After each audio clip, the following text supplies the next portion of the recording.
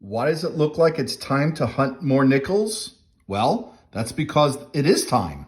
Stay tuned. I got another nickel hunt for you.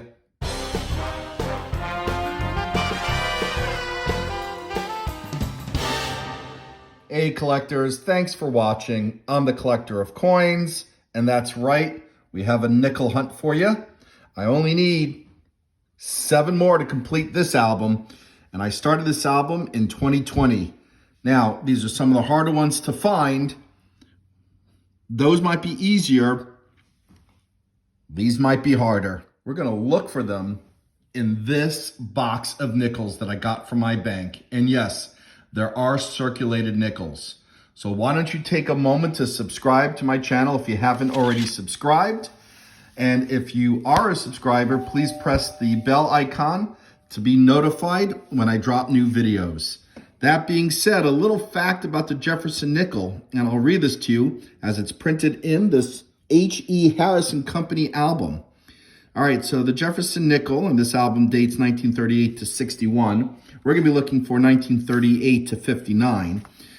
Well, in 1938, when the Buffalo nickel had used up its 25-year minimum legal lifespan, and that's right, there's a law that says that coin designs cannot change in less than 25 years. There was a big rush to get rid of this design.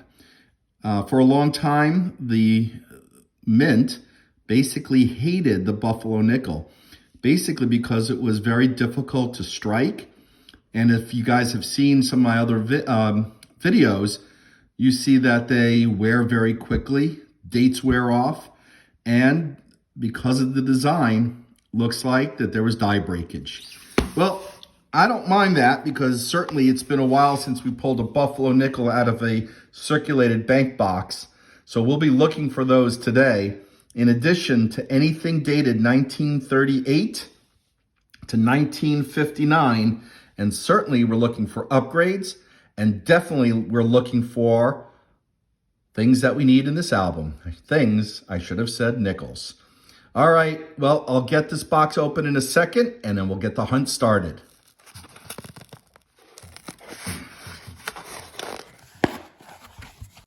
All right, let's take a look to see if we have anything interesting on the ends. Definitely some old wear on these. Hopefully they're not just dirty ones, but I do not see any silver. Apparently I have a hard time saying silver. Some people think I say civil, but I'm looking for Silver Wartime Nickels from World War II. Don't see any on the ends, don't see any buffaloes or any foreign coins. Doesn't matter, we're gonna start with this roll and I'll bring you in as soon as we have a find. I also have my coin mat in front of me, which has different denominations, pennies, nickels, dimes, quarters, and half dollars. And of course, we're gonna be looking for any of these Jefferson varieties, any repunched mint marks, over mint marks, and inverted mint marks. We'll be lucky to find any of those. And if we do pull any buffaloes, we have some varieties here. We're gonna keep an eye out for the key and semi-key dates because we need several of those. And we'll get started. All right, collectors, we just got roll 1 fanned out, and I already see our first find. A 1954 out of Denver. And we will check to see if there's anything funky going on with the mint mark. And here we go underneath my digital microscope, and I don't see anything going on with that mint mark. It looks pretty normal with the exception of some damage towards the top of it. But we got our first find, 1954 from Denver. Roll 3 gives us our second find of our hunt. First from the 40s, a 1948, and this one is from Philadelphia. Hey collectors, I just opened up roll 4, and this looks like the color of a Silver War nickel. Yes, 1945, Philadelphia. Our first wartime nickel made out of silver of this hunt. Not bad shape. This may be an upgrade for the album. We're looking for, I believe, the 45 out of Denver, but we'll take it anyway. And we're going to keep searching in this roll. Roll 4 had one more find, 1959 from Denver. Roll 6 gives us another 1959, also from Denver. Roll 8 gives us another find from the 50s, 1953 from Philadelphia. Roll 9 gives us 2 more finds. Let's get them in date order. A 1953 from Philadelphia and a 1957 also from Philadelphia. It gives us 6 from the 50s and 2 from the 40s, including a silver wartime nickel. Roll 11 gives us a 1938 first-year Jefferson, very badly beaten up. Looks like it's from Philadelphia.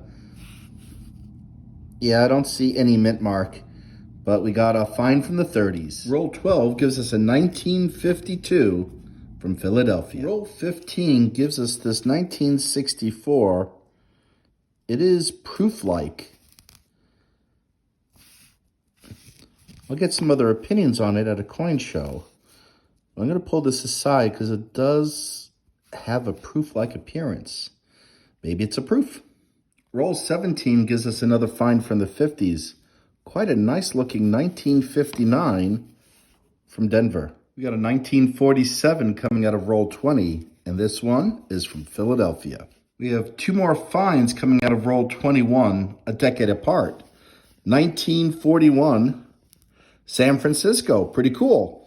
And a 1951, Philadelphia. Roll 25 gives us another find from the 40s, a 1946 from Philadelphia. And we'll put that on the board as well.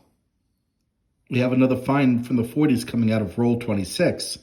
Another one from 1947, and this is also from Philadelphia. Another one from the 50s coming out of roll 28, a 1959, Denver. Hey, collectors, we're into roll 33.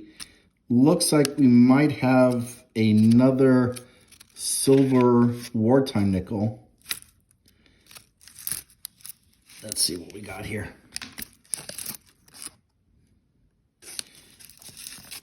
Yes, we do. We have a, sorry for the out of focus.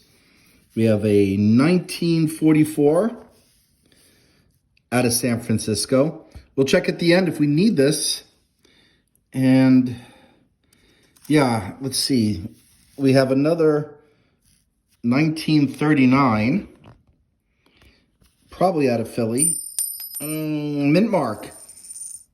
Denver? Let me put this underneath the microscope, but looks like we found a key date in addition to the silver. All right, hang on a second. And here we go. It's from San Francisco. So we found a key date, 1936. We need that for the album. We got at least 1 space filled in this hunt. Maybe a second one. I think that's last Silver Wartime nickel that we needed. Might be filling the space as well. We'll check at the end. Wow, nice finds in this box. Still in roll 38, and wow, what an incredible roll. Might have been a collection dump. We find 3 more finds. Another 1939. That one's from Philadelphia. We'll check to see if this is the double die reverse. We have a 1941. It's in pretty nice shape. That one's out of Philadelphia. Might be a condition upgrade. Also pretty nice looking 1948 from Philadelphia. Wow, great roll. We'll put these finds up here and we'll check the reverse to see if we can find the 1939 double die reverse or double die obverse. Okay, so we do not see the doubling in Monticello or in 5 cents. So this is not the double die reverse, just some damage. I'll put a link up top for the video that we found that in, as well as the video that we got the PCGS grading back. And I don't see any doubling on the obverse. So this looks like just a regular 1939 from Philadelphia. Another find comes out of roll 34. Another one from 1948, Philadelphia. 2 more finds coming out of roll 35. A 2006 D Counterstruck with gun rights. Find a number of these. And a 1940 from Philadelphia. Roll 36 adds a 1957 Denver to our finds. Another find. Roll 38 gives us a 1959 from Denver.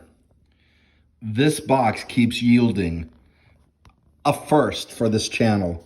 Roll 40 gives us, and I don't know if you can tell what this is given to wear, but this, I believe, is a Liberty nickel. Wow. 1902. Very worn, but very cool. First V-nickel ever in the coin hunt for me. For those that do not know anything about the Liberty nickel, these were minted before the Buffalo nickel, which came before the current Jefferson nickels. They started out in the 1800s, and even though you can't read it, it says cents down here, and they added it underneath the V, which represents Roman numeral 5 for 5 cents. They added the cents to the bottom because, lacking it, people were gold plating them and passing them off as gold coins because they're roughly the same size as a $5 gold piece, and merchants did not quite notice them during a transaction. Those were called racketeer nickels. On this angle, you might be able to just make out the cents down below. Either way, incredible that we found this in a circulated roll of nickels. Roll 42 gives us two more finds. 1947 out of Philadelphia. I think we found a few in this hunt. And a 1954 Denver. Hey, we can check for a repunched mint mark or a over mint mark. Hang on. Just looking like a regular old mint mark. Two more finds. These come out of roll 43. And while we're looking for a Buffalo nickel to complete the trifecta in this search, really can't complain over this stunning 1956 out of Denver. And I want to take a look underneath the microscope. I don't think the stairs are visible. They're probably worn. But that is a stunning coin, possibly an upgrade. Plus, we got a 1958, also out of Denver. And we will check for any variety on the mint mark. Figured I'd show you the wear on the stairs. That's pure abrasion from contact marks. And this is why finding full steps or full stairs on the nickels, Jefferson nickels specifically, can be hard and challenging. Still a beautiful coin despite the wear on the high marks. Sorry, high points. Another find, this one from roll 45, 1940, Philadelphia. Look at the 40s finds. Look at all the 50s finds. Look at all the cool finds. Roll 46 gives us another find. Actually, two of them. 1940, and that looks to be San Francisco. We will check for mint mark funkiness. And 1957, San Francisco. We'll put that one up here, and we'll put this one underneath the microscope. So this does look like a mint mark over something. Now that just could be dirt or damage. This coin is so worn that it's really hard to tell. So we'll be conservative and just say this is a regular 1940S. But I love the San Francisco coins. Roll 47 gives us two more. A 1940 with the Ring of Death, pretty badly damaged. That's from Philadelphia. And a 1953, really beaten up, also from Philly. I was surprised that we hadn't come across a foreign nickel until now. We usually find a few Canadians. Roll 49 gives us our first one from 1989. Literally making it a big variety hunt. We just need a Buffalo. We have one roll left. Is it too much to ask for? It probably is. One last find coming out of our 50th and final roll of the hunt, 1959, out of Denver. No Buffalo. I'm not complaining. We've got a great hunt. We'll do a wrap-up of what we found, I should say, in a moment, and then we'll check the albums. I had to break this down by decade. We had that many finds, 18 from the 50s. 1, 2, well, 51, 52, 53s, 54s, no 55, 56, which I'm pulling out because this one is in such great shape, 57, 8, and all these 59s. We'll get this sorted. We'll check the albums for the 50s, And then we'll do a summary of the 40s and the key dates, which is where I think we're going to have the majority of our finds for the hunt. Okay, so we have 14 from the 40s, not including the Silver Wartime Nickels, and 2 from the 30s, not including the semi-key dates. Pretty nice. We did check the 50s, no condition upgrades. This one might have been a condition upgrade had it not been for the damage on the cheek. Now, we don't need any of these for the album, so we're going to go on to this key summary of the best finds of the hunt. Stay tuned. You don't want to miss this one. And here's the best of the hunt. A counter-stamped Gun Rights 2006, a Canadian nickel, and then maybe these are truly the highlights right here. A 1902 Liberty nickel, a 1939 S semi-key date, key date Jefferson, which we need for the album, a 1944 San Francisco, which I think we need for the album, and a 1945 from Philadelphia, with the later two being Silver Wartime Nickels. All right, well, we'll take a look at the albums in a minute, but pretty amazing. Well, at the start of the hunt, we needed 7 to finish this album. And now we just need 5, as we found the 1939 from San Francisco and the 1944 from San Francisco. And these will go in the album, and we'll wrap up this hunt. Well, collectors, thanks for watching. And as always, happy collecting.